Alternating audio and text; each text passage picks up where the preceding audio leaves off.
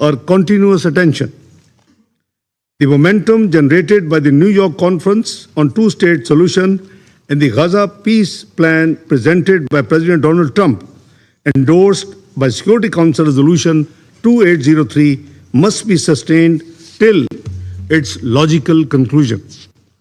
Pakistan reaffirms its unwavering support for the Palestinian people's right to self-determination and to an independent, viable, contiguous state of Palestine based on pre-1967 borders with Al-Quds al-Sharif as its capital.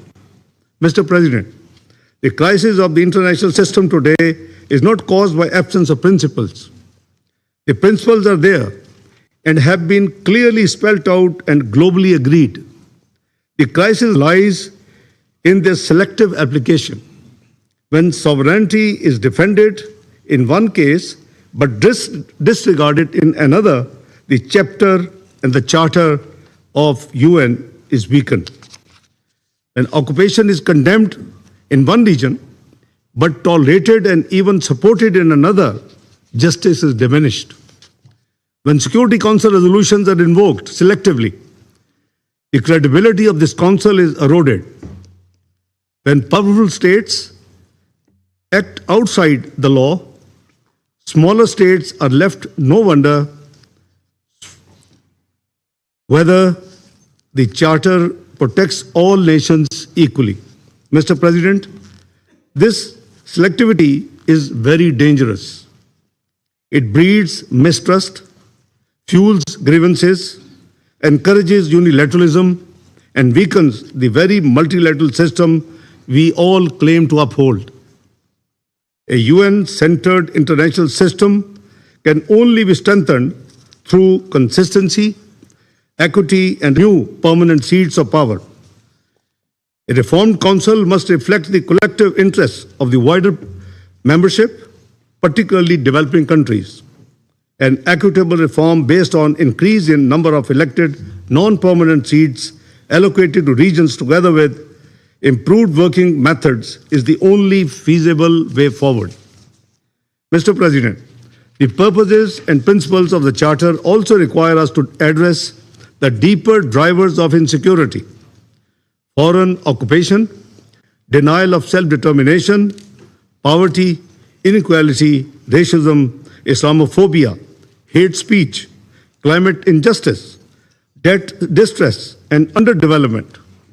Peace is not merely the silence of guns.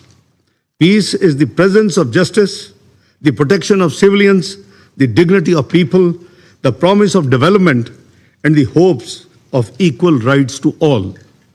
Mr. President, the United Nations remains indispensable. In need of reform, undoubtedly, but indispensable, the world needs a renewed commitment to the Charter. It needs a Security Council that prevents war, not merely debates on the wars, multilateralism that protects the weak, not merely accommodates the strong, diplomacy that acts before conflicts explode and generations suffer, justice that is not selective, peace that is not temporary, and law that is not optional. Mr. President, in a fractured world, the Charter remains our common language. In an age of confrontation, it remains our common shield. In moments of crisis, it remains our common path back to peace. Pakistan stands ready to work with all members of this Council to uphold the processes and principles of the United Nations Charter, strengthen the UN-centered international system, and build on equitable and just international order where power is restrained by law, disputes are resolved through dialogue and diplomacy, and peace is secured through justice. I thank you, Mr. President. I thank Mr. Dar for the statement. Now I give the floor to Her Excellency Ms. Villavicencio Mapi, Minister of Foreign Affairs of Colombia.